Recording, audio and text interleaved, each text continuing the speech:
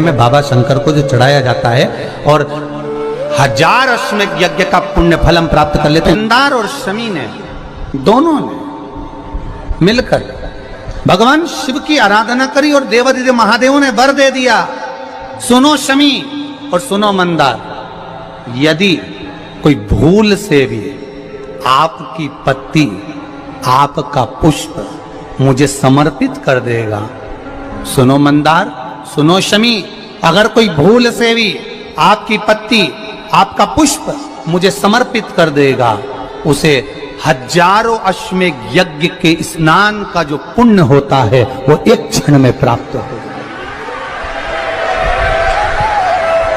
1000 अश्वमेध यज्ञ का पुण्य, 1000 अश्वमेध यज्ञ का पुण्य एक क्षण में प्राप्त हो।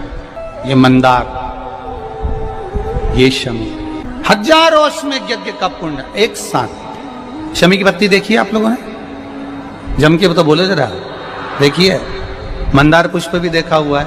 अब शमी की जो पत्ती होती है, उस शमी की पत्ती को भगवान देवादिदेव महादेव पर चढ़ाने का, शमी की पत्ती जो होती है उस शमी की पत्ती को चढ़ाने का एक नियम भी होता है।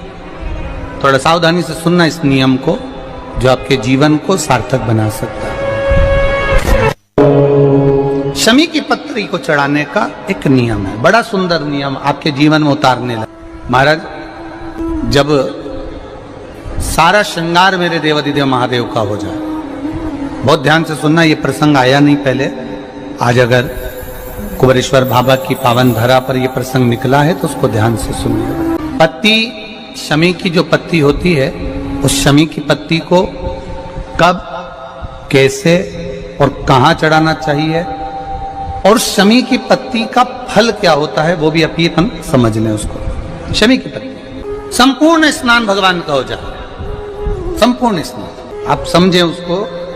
जैसे ये शिवलिंग है, जलाधारी, जल निकल कर जाने का स्थान, गणेश, कार्तिकेय, अशोक सुंदरी, जलाधारी मतलब माता पार्वती जी का हस्त कमल, शिवलिंग शिव का स्वरूप, ऊपर जो जलाधारी लगी है उसमें से एक एक बूंद जो पानी नीचे गिर रहा है, जो पानी नीचे गिर रहा है, शिव जी की बेटियां जया, विषहरा, शामली बारी, दौतली, देव, शिव जी की पुत्री बेटियां। जब देवादिदेव महादेव को शमी का पत्ता चढ़ाया जाता है, कब चढ़ाते हैं, जब आपने संपूर्ण जलाधारी को हाथ से साफ कर दिया हो, शिवलिंग पर जल चढ़ा दिया हो, शिवलिंग का पूरा श्रृंगार आपने कर दिया हो, संपूर्ण श्रृंगार मेरे देवादिदेव महादेव का हो गया, संपूर्ण श्रृंगार। बाबा को चंदन का लेपन, अबीर, गुलाल, अक्षत, बेलपत्र, धतूरा, जो भी तुम्हें चढ़ाना है सब कुछ तुमने चढ़ा दिया, सारा श्रृंगार मेरे देवादिदेव महादेव का हो गया। तब शमी की पत्ती को मां जगतजननी की जो जलाधारी है उस पर मात्र स्पर्श कराकर शिव के शिवलिंग पर आखिरी में समर्पित कर देना चाहिए, जिससे हमारी मन की जो कामना है वह मां जगतजननी देवादिदेव महादेव से उनके कानों में श्रवण कर। शमी पत्र का एक बात और स्मरण में रहे, शमी पत्र की बहुत एक बात और अपने स्मरण में लीजिएगा। शमी पत्र की जैसे शिवलिंग, जलाधारी और स्थान, जब बहुत ज्यादा मात्रा में दरिद्रता होती है, बहुत ज्यादा मात्रा में बहुत कष्टमय जीवन, जब तुम्हारी चित्तवृत्ति में आए, जब तुम्हारे मन में आए, धन भी नहीं है, पैसा भी नहीं है, बहुत दरिद्रता का जीवन है, बहुत दुखी जीवन है, तब बेलपत्र और शमी पत्र का प्रयोग जरूर करके देखना। प्रैक्टिकल करने में कुछ नहीं जाता, प्रैक्टिकल करने में क्या जाता है, करके देखना। उस समय पर वो कहते हैं ना कि कोई कहने वाला कह दे कि महाराज जी, वो एक महाराज प्रवचन दे रहे थे और प्रवचन में देते देते देते देते किसी ने, महाराज जी प्रवचन दे रहे थे कि मदिरा का पान नहीं करना चाहिए, नहीं पीना चाहिए, गलत है, नाली में पड़ा होता है, व्यसन में पड़ा होता है, ऐसा पान ना करो। एक महाराज का पेचेन वाला खड़ा हो गया, उसने खड़े होकर कह दिया, ओ महाराज तुम इतनी बड़ी बड़ी बात कर रहे हो, तुम्हारा सगा भाई तो पी के नाली में पड़ा, गटर में पड़ा। महाराज जी को क्रोध नहीं आया, समझ थी। महाराज जी ने कहा भैया देख, मैं भी प्रवचन दे रहा हूं, मेरा भाई भी प्रवचन दे रहा है, मैं मुंह से समझा रहा हूं कि पीकर लोग नाली में गिरते हैं, गटर में गिरते हैं, मेरा भाई प्रैक्टिकल करके दिखा रहा है कि मत पिया। प्रैक्टिकल वाली बात है। शमी पत्र बेलपत्र का एक बार जीवन में प्रैक्टिकल कर देखना, प्रैक्टिकल करना। जैसे आपको कहा कि आपका विश्वास अगर पक्का है, भरोसा अगर दृढ़ है, और शंकर के प्रति अगर आपका विश्वास पक्का है, शंकर कह रहे हैं, मां उमा से, मां पार्वती से, मेरा महेश कह रहा है, मेरा बाबा भोलेनाथ, मेरा बाबा विश्वनाथ, मेरा त्रिकालदर्शी कैलाशी अविनाशी कह रहा है कि हे पार्वती,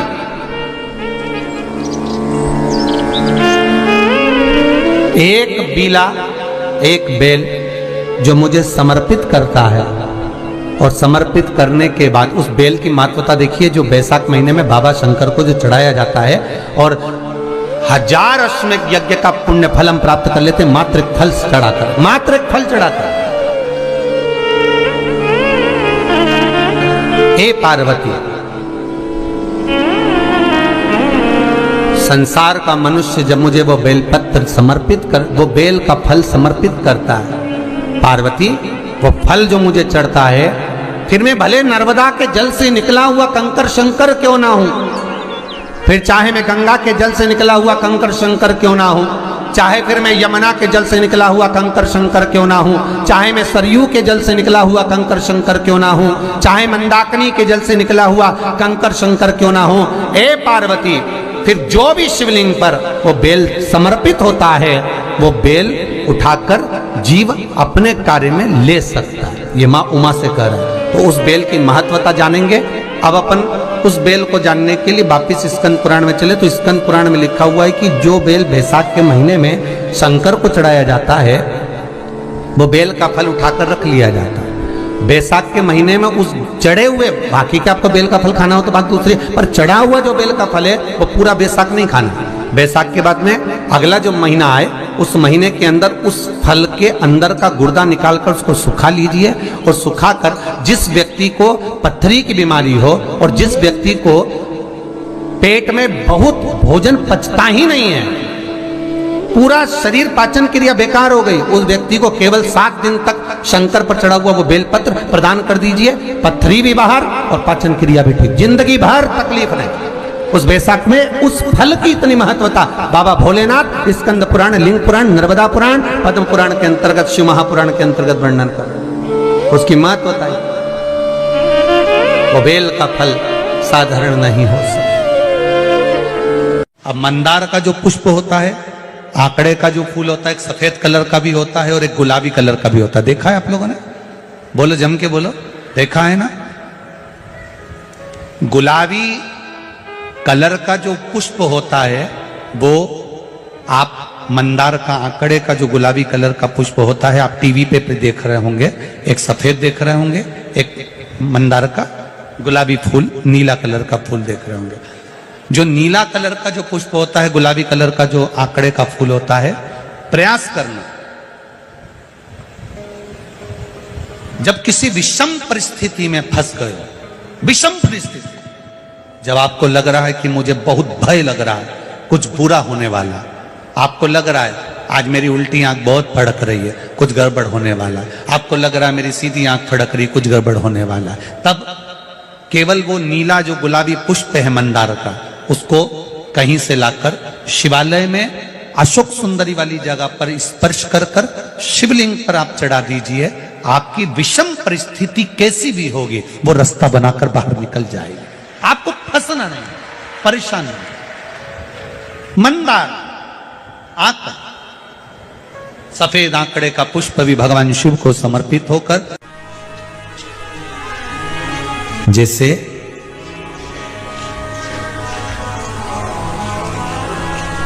बेले के फल का गुर्दा, बेल का जो फल होता है, बेलपत्री का फल, उसका जैसे गुर्दा, उसके अंदर का जो भाग होता है बेल का, वो गुर्दा,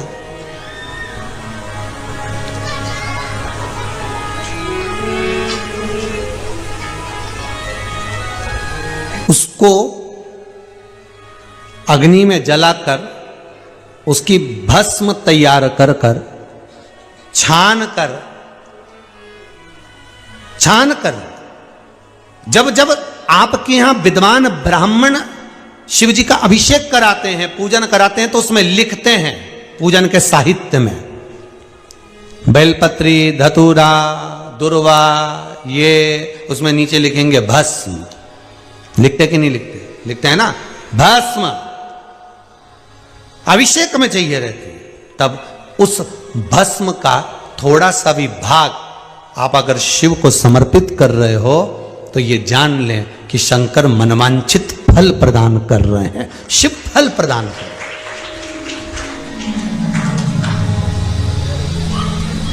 महाराज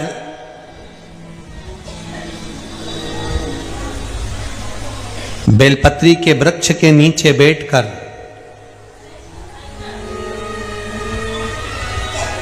हाथ में एक बेलपत्र का पत्ता रखकर आप पंचाक्षर मंत्र नमः शिवाय, ओम नमः शिवाय या श्री शिवाय नमस्तुभ्यम या महामृत्युंजय मंत्र का स्मरण कर रहे हो, पर डंडी का भाग अपनी ओर, बेलपत्र की बीच वाली पत्ती का भाग बीच वाली उंगली की ओर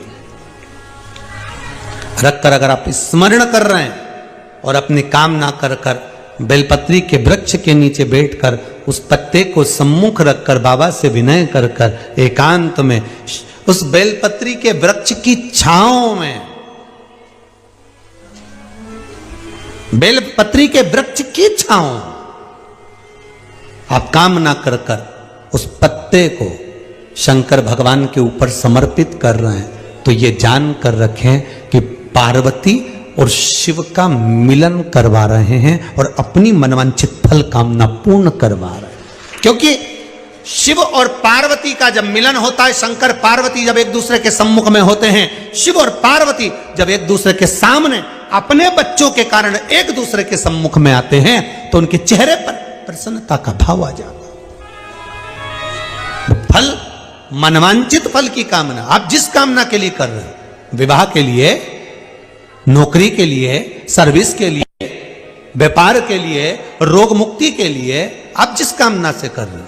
ईश्वर महादेव, जो व्यक्ति पथभ्रष्ट हो जाए, जैसे मदिरा के नशे में पड़ गया, कहीं जुए में पड़ गया, कहीं मांसाहार में पड़ गया, कहीं व्यसन में पड़ गया, कहीं गलत काम में अगर कोई जा रहा है, तो श्रंभेश्वर महादेव के नाम से काली तिल भगवान शिव को समर्पित करी जाती है।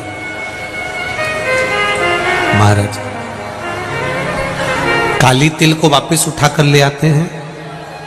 उसी काली तिल को जो मदिरा का नशा करने वाला होता है या जो गलत व्यसन में डूबा हुआ होता है, उसको वो सुबह के समय अगर नहीं खाता तो भोजन के साथ उसको दिया जाए। श्रंभेश्वर महादेव। एक बेलपत्री का भी बहुत अच्छा प्रयोग है श्रंभेश्वर महादेव का, मदिरा पीने वालों के लिए, मांसाहार, व्यसन में, जुए में, वेश्यावृत्ति में, पर नारी में, गलत जगह पर जो डूबे रहते हैं उनके लिए। पहले की कथा में उसका वर्णन किया है बेलपत्री का। श्रंभेश्वर महादेव, एक बार सब बोलेंगे, कौन से महादेव? श्रंभेश्वर महादेव। फिर जम के बोल लो एक बार, श्रंभेश्वर महादेव। जब हमारे घर में क्रोध बढ़ता है या कोई गलत कार्य में जाने लगता है, तो श्रंभेश्वर महादेव का हमें शरणागति लेना चाहिए, श्रंभेश्वर महादेव का पूजन करना चालू कर देना चाहिए। कई लोग कहते हैं महाराज जी ये श्रंभेश्वर महादेव का मंदिर कहाँ मिलेगा, हम कहाँ पूजन करने जाए? कहीं नहीं जाना, तुम्हारे घर के पास में जो शंकर जी का मंदिर है वहीं जाओ, उसी देवालय में, उसी मंदिर में जाओ, श्रंभेश्वर महादेव के नाम से जल चढ़ाना प्रारंभ करेंगे। वो जल जो गलत संगत में पड़ा हुआ है उसका आचमन कराना प्रारंभ करेंगे, अपने आप उसकी धीरे धीरे बुद्धि सुधरना प्रारंभ हो जाएगी। ऐसा श्रंभेश्वर महादेव का नाम।